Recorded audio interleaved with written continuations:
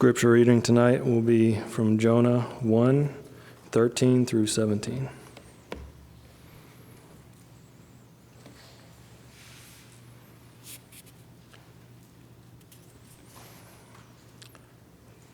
Nevertheless, the men rowed hard to get back to dry land, but they could not, for the sea grew more and more tempestuous against them. Therefore they called out to the Lord, "O Lord, let us not perish for this man's life, and lay not on us innocent blood, for you, O Lord, have done as it pleased you." So they picked up Jonah and hurled him into the sea, and the sea ceased from its raging. Then the men feared the Lord exceedingly, and they offered a sacrifice to the Lord and made vows. And the Lord appointed a great fish to swallow up Jonah, and Jonah was in the belly of the fish 3 days and 3 nights.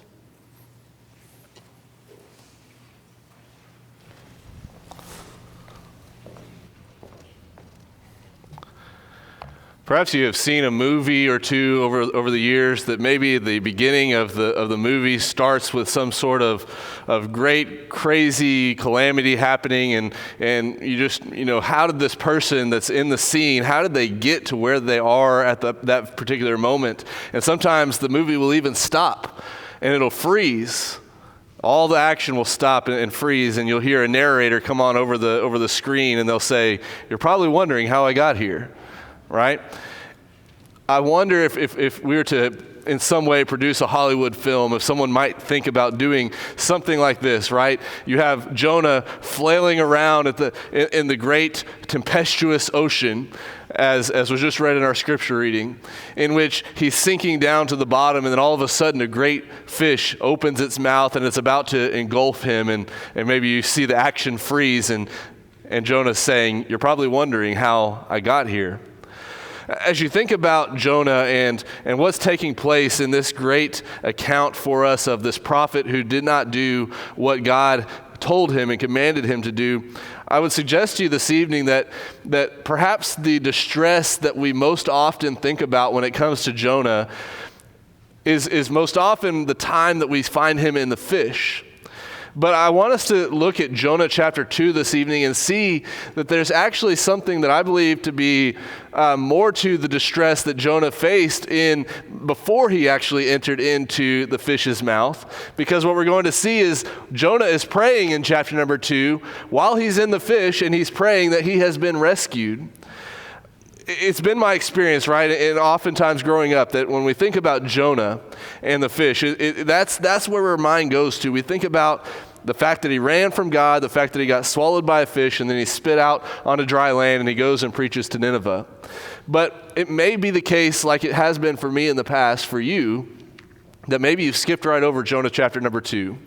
And the great prayer that Jonah offers. And so I'd encourage you to open your Bibles there with me this evening. And I want us to consider that the Jonah chapter 2, verses 2 through 9, might even be considered to be a replay of sorts, a slow motion replay of what happens between Jonah chapter 1, verses 15 through 17. In Jonah 1, verse 15, he's thrown into the sea. In Jonah 17, he's swallowed by the fish. And I'd suggest to you, it seems that Jonah chapter 2 in some way is a replay of what was going through Jonah's mind as he is sinking down into the depths of the ocean. Read with me just for a moment. We're not going to read it exactly as it is in the text. We're going to skip over a couple of things as we're reading verses 2 through 9, just for effect's sake, so that you're hearing maybe what is going through Jonah's mind as he is sinking. And then we're going to skip over the parts where he says, "And God saved me," because, we know the rest of the story. We've all perhaps heard of Jonah. Even if you haven't ever read the book of Jonah, you perhaps at least know something about Jonah. But listen as we hear what Jonah says in Jonah chapter number 2, beginning in verse number 2. "I cried out to the Lord because of my affliction. Out of the belly of Sheol I cried. For you cast me," verse 3, "into the deep, into the heart of the seas, and the floods surrounded me, and all your billows and your waves passed over me. Then I said, I have been cast out of your sight. then jump to verse 5. The water surrounded me, even to my soul. The deep closed around me. Weeds were wrapped around my head. I went to the moorings of the foundations of the mountains, and the earth with its bars closed behind me forever. If you read it in that particular order, and Jonah, as he's reciting what's happening through this prayer, as he's in the belly of the fish, and as is recorded for us, we know, as we said, the end of the story, he's rescued. And Jonah includes that as he's talking through what has happened to him and what he was feeling. He says, I cried out to the Lord because of my affliction, verse 2, and he answered me. At the end of verse 2, and you heard my voice. And then at the end of verse number 4, yet I will look again toward your holy temple. At the end of verse number 6, yet you have brought up my life from the pit, O Lord my God. But as Jonah was sinking down, he wasn't yet capable of saying those things that he was reciting, those things that he was praying while he was in the belly of the fish. Instead, he was crying out to the Lord because of his affliction. The weeds were wrapping around his head. He felt like he had sunk to the bottom of the ocean, the foundations of the mountains, he called them, and it was as if the waters were pressing in upon his soul. I want us to consider that maybe sometimes as we study the book of Jonah, we focus too much on Jonah and not enough on God. And by that I mean we know all of what Jonah didn't do. And by that I mean we know that Jonah was swallowed by the fish, and we know the bad attitude that Jonah had, but sometimes we maybe forget about the fact that God is really the star of the show throughout the book of Jonah, and we know that because at least 2 times the number of times throughout the book of Jonah, God's name is mentioned more than Jonah's name. Twice as many times God's name is mentioned more than Jonah's name. It's about what God is doing in the life of Jonah and what God is capable of taking care of no matter where we are and in what situation and circumstance we find ourselves. And so this evening as we consider Jonah, and as Brother Joe already alluded to in his prayer, I want us to consider that God is an accessible God even during our distress. Even during our distress. I want us to remember these things about God this evening. Remember, number 1, that we serve an accessible God. We serve an accessible God. And when we think about that, I want us to add on these 2 words, even when. Even when. We serve an accessible God even when I have been terribly sinful. In verses 1 through 17, consider how sinful, how terribly sinful Jonah had been. We know that Jonah ran from God, but let's presuppose a couple of things. We think that maybe Jonah didn't go to Nineveh because he knew that the Ninevites, and being the capital of Syria would have been a terrible place, full of terrible people that were people that did terrible things to others. And why would God want to save them? And so it seems as though Jonah had and exhibited a prejudice. That was a prejudice that was not characteristic of the God that he served. At the root of Jonah's disobedience seems to be a faulty distaste for the Ninevites. And then, because of that prejudice, it seems that Jonah exalts himself to the place of God. He exalts himself to the place of God. He in his mind determines who is worthy of forgiveness, who is worthy of salvation, who is worthy of being pardoned. Because of the prejudice that he has, he thinks in his mind that his judgments are right and good. And so he says, I'm not going to go to the Ninevites. And so we presuppose some things, at least to begin with, but they're very likely. But now consider all the way back in Jonah chapter 1 and verse number 3, Jonah preferred not to obey God. Notice in Jonah 1 verse 3 it says, but Jonah. You know, sometimes we look at the New Testament and we think about, especially in Romans, oftentimes it said, but God, and we say, wow, what a great 3-letter word, but God. What God has done for us and has saved us with that 3-letter word is so much wrapped up into it, and here we find that 3-letter word, but Jonah.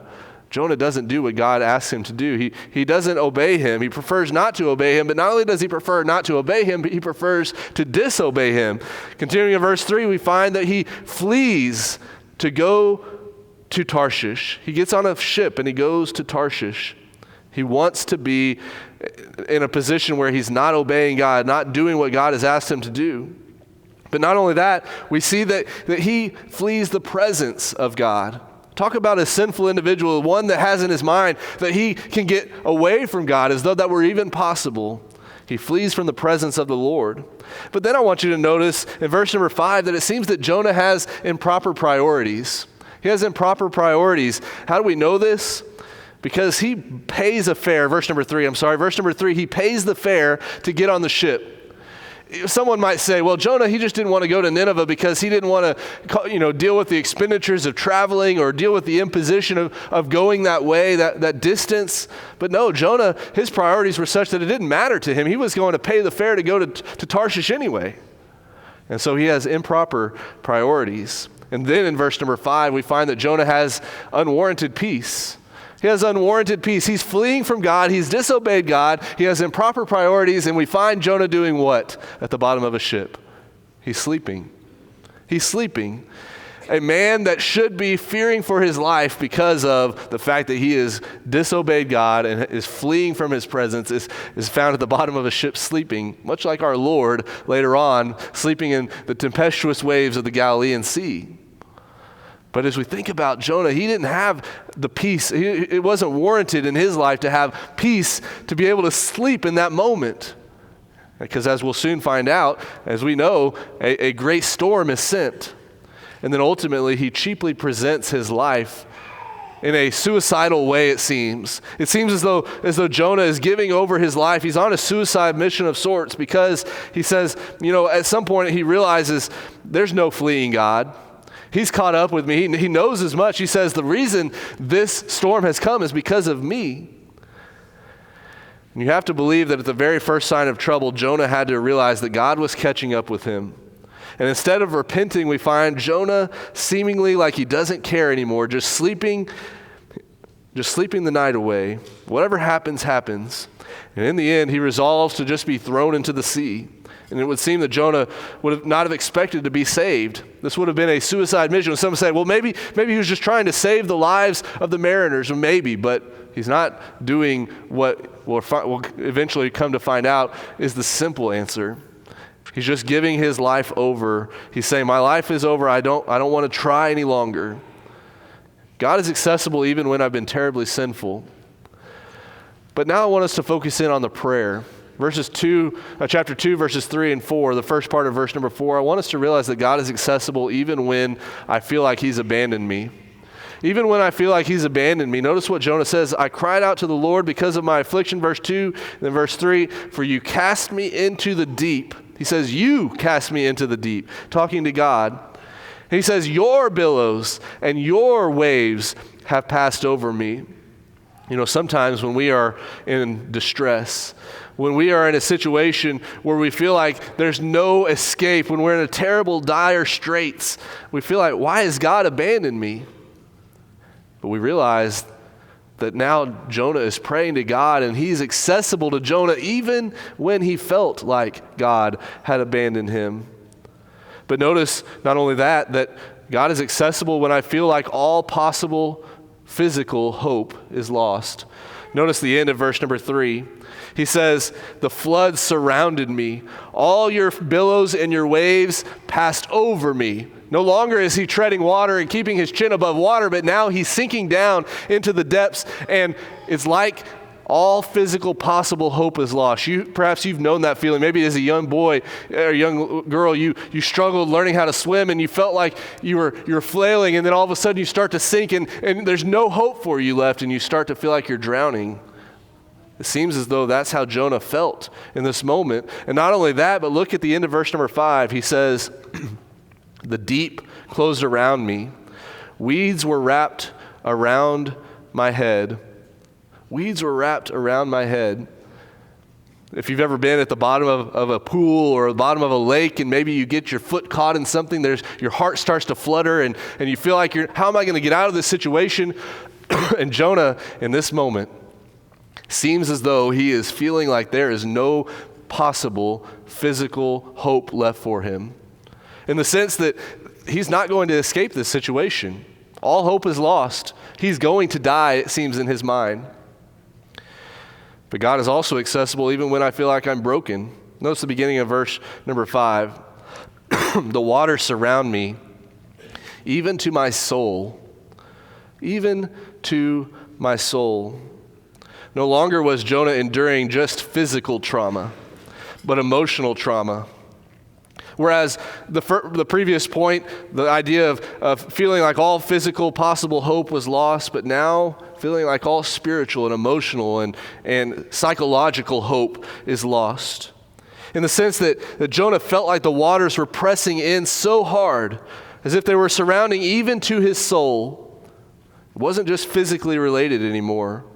It was as if perhaps Jonah was now contemplating his spiritual state. It's as if perhaps Jonah was contemplating not just the fact that he was going to die physically, but now maybe in his mind he's coming to grips with the fact that in the previous days he had been terribly sinful and was now separated from his God. And perhaps now he's maybe thinking about his eternal destiny. Even in that moment, Jonah still finds that God is accessible. But then we find at the end of verse number 2, at the beginning of verses 6 and 7, that God is still accessible even when I'm in the waning moments of life. Notice that Jonah says, out of the belly of Sheol I cried. We don't have time to dig in deeply about what that exactly means, but the idea is typically associated with the idea of the grave. The grave. It's as if Jonah has one foot in the grave. He's that close to death. He cries out from the belly of Sheol, and he says, the moorings of the mountain is where I'm at, and the earth with its bars are closing around me forever. Forever. Jonah thought this was the end. Jonah thought he had no possible hope left.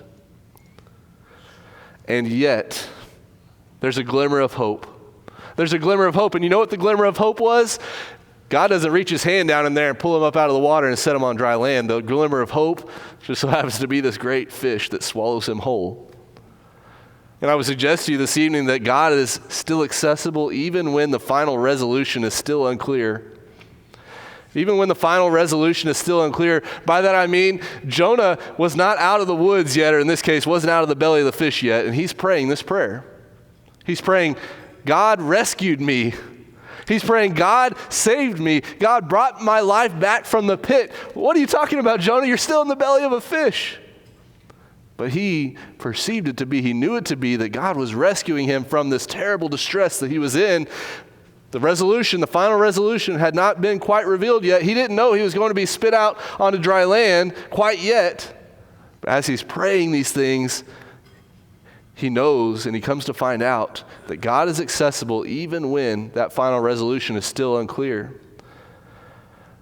Secondly, this evening, consider not just that we serve an accessible God, but I want us to remember from the prayer of Jonah in Jonah chapter number 2, just how accessible God is.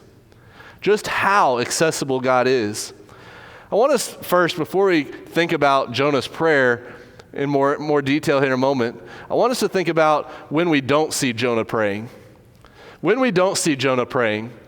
We don't see Jonah praying in verse number 3 of chapter number 1 when he is given the commission to go to Nineveh. We don't see Jonah turning to prayer and saying, God, I'm not so sure about this. God, I'm really doubting this. He's not like Moses. Sometimes we give Moses a hard time because he goes back and forth with God. Are you sure, God? I'm not really the guy for this, God. I'm kind of slow to speech, God. But here's Jonah. He doesn't even respond, it seems. He just runs. He goes. He flees from God. This is a prophet of the Lord, one who has at some point along the way been declaring to others on behalf of God things that God wanted them to know. But here's Jonah. He runs away immediately, and he doesn't even stop to pray about the doubt that he has in his mind. But not only that, we don't find Jonah praying when he is traveling in verse number 3. He just pays the fare, gets on the ship, and gets going. We don't find Jonah praying when the storm comes. We find him sleeping instead in the belly of the ship in verse number 5. We don't find him even praying when he's asked to pray by the heathen, by those that were not followers of the God that Jonah followed. Notice verse number 6. So the captain came to him and said to him, what do you mean, sleeper? Why are you sleeping? There's a great storm around us, he's saying. Arise, call on your God. Perhaps your God will consider us so that maybe we won't perish. Do we read of Jonah praying then? Doesn't seem so. What about when his shipmates are fearing for their lives? Maybe Jonah surely, in his heart of hearts, would have empathy for these people as they're fearing for their lives and seeing this great storm coming upon their ship and they know they're going to die. Surely Jonah would pray at least for them. We don't find Jonah praying there either. We don't even find Jonah praying when he knew he was to blame. In verse number 12, he says, "Pick me up and throw me into the sea. Then the sea will be calm for you, for I know that the great tempest is because of me." He doesn't say, "God, forgive me." And you know what's even more unfathomable, it's even harder to understand, is that in this moment, a prophet of the Lord, in verse number 14, isn't found praying to his God even when the heathen, those that were not followers of the God of heaven, they are found praying. Jonah isn't even praying then. This is how sinful Jonah has been. This is how terribly disobedient Jonah has been. He doesn't turn to prayer even in these moments. And you'd think, man, surely if there was anybody that prayer would not be at his disposal for, it would have been Jonah.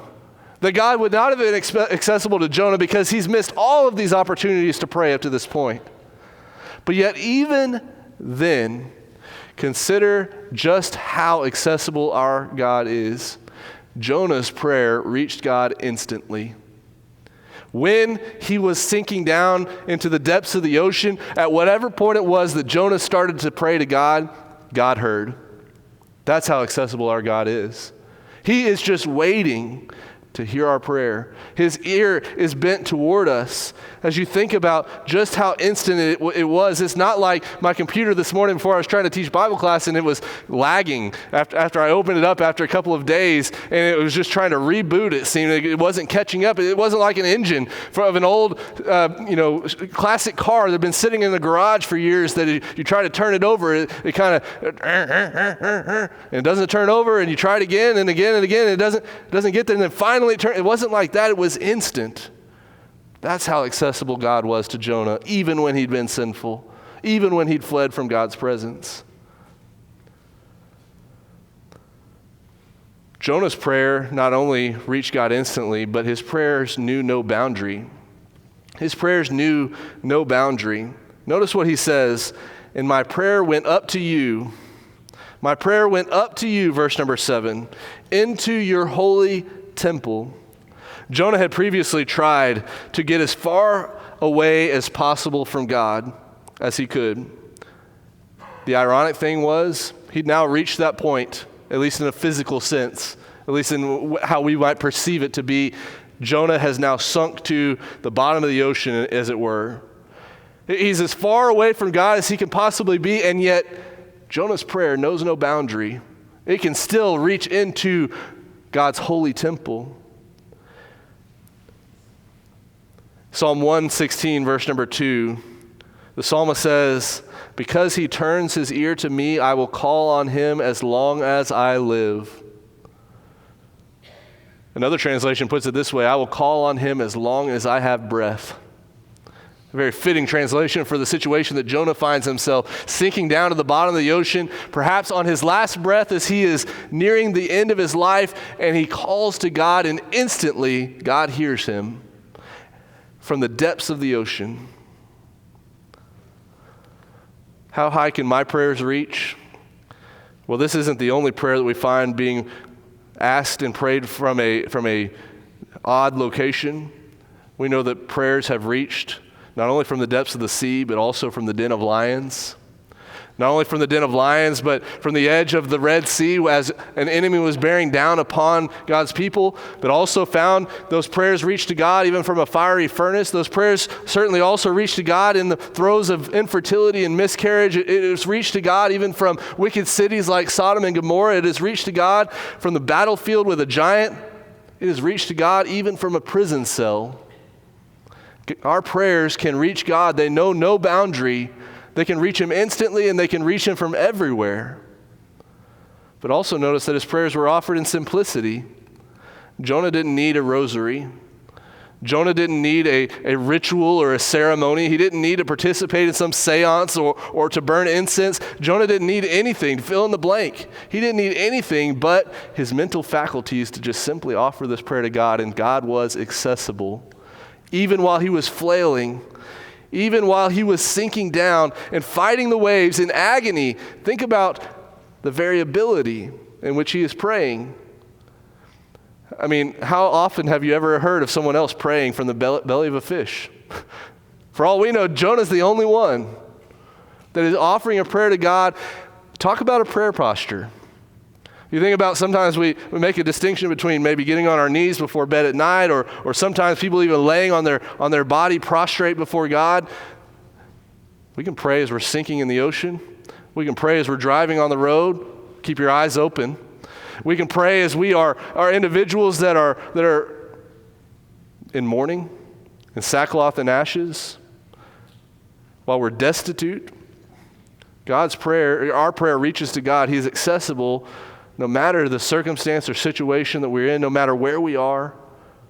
His prayers are offered with variability, but I want us to notice also, our God is accessible in another interesting way in the account of Jonah. His prayers came from scriptures committed to memory. As we read these things, perhaps some of them stood out to you, but there are a number of places that it seems very similar to some Psalms that we find throughout the book of Psalms that Jonah is praying. Notice with me. Jonah chapter 2 and verse number 2, I called out to the Lord out of my distress, and he answered me. Seems very similar to Psalm 120, verse 1. In my distress, I cried unto Jehovah, and he answered me. Jonah chapter 2 and verse number 3, for you cast me into the sea, into the deep, into the heart of the seas. Sounds very similar to Psalm 88, verse number 6. You have laid me in the lowest pit, in darkness, in the depths. Jonah chapter 2, verse 3, all your waves and your billows passed over me, very similar to Psalm 42, verse number 7. Deep calls unto deep, at the noise of your waterfalls, all your waves and billows have gone over me. Jonah chapter 2, verse 4, then I said, I am driven away from your sight. Sounds very similar to Psalm 31, verse 22. I had said in my alarm, I am cut off from your sight. Jonah chapter 2 and verse number 4, yet I shall again look upon your holy temple. Sounds very similar to Psalm chapter 5, verse number 7, but I, through the abundance of your steadfast love, will enter your house. I will bow down toward your holy temple in the fear of you. Jonah chapter 2, verse 7, when my soul fainted within me, I remembered the Lord, and my prayer went up to you into your holy temple. Psalm 18, verse number 6, in my distress I called upon the Lord. To my God I cried for help. From his temple he heard my voice, and my cry to him reached his ears. Our God is so accessible that he has already provided for us scriptures to communicate to us his characteristics, his nature. He's provided for us things that we need to know about him, and even a reminder of past protections and salvations of other individuals that were in distress, such as Jonah. Jonah knew about perhaps when others had been saved. The psalmist had been saved from their circumstances, and Jonah thought, if God would save them, he'll save me too. And I'm going to pray this prayer using these Psalms that I have committed to my memory, and it's going to be helpful to me in accessing my God. And God is the one that provided even those things. That's how accessible God is.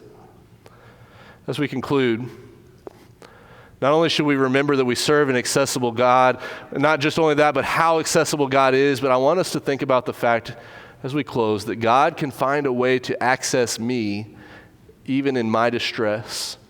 Even in my distress. Consider that through the whole book of Jonah, God is in control. In Jonah chapter 1, verse number 4, God appointed a storm, the scripture says. In Jonah chapter 1, verse number 17, the Lord appointed a fish. In Jonah chapter 4, verse number 6, the Lord appointed a plant. In Jonah chapter 4, verse number 7, he appointed a worm. In Jonah chapter 4 and verse number 8, he appointed an east wind. God is in control. And we find that God is in control and has been in control before my distress. Before my distress. He appointed the storm. God was working before the distress that Jonah was in. Yes, it seems as though the God was somewhat responsible for putting Jonah in that distress and that he sent that storm. But it was for the sake of teaching Jonah to rely upon God and putting him in those circumstances so that he had no choice but to rely upon him. But not only that, he appointed the fish. He appointed the fish in the sense that he needed to realize that the fish was already alive and nearby. God had been working before Jonah was ever in need of the fish. That fish had already been in existence, and he was there at the right place at the right time. God will be in control during my distress. Verse 17 again, as we think about the fish, he appointed that fish to swallow Jonah at just the right time. He appointed that fish to spit Jonah out at just the right place, on dry land, not back out into the ocean. As you think about these things, God will continue to be in control after my distress is over. After my distress is over, you think about the fact that he appointed the plant to go over Jonah. He appointed the worm to eat up the plant. He appointed the east wind to drive that away. And as you think about what Jonah is dealing with, even after his distress, God is still in control.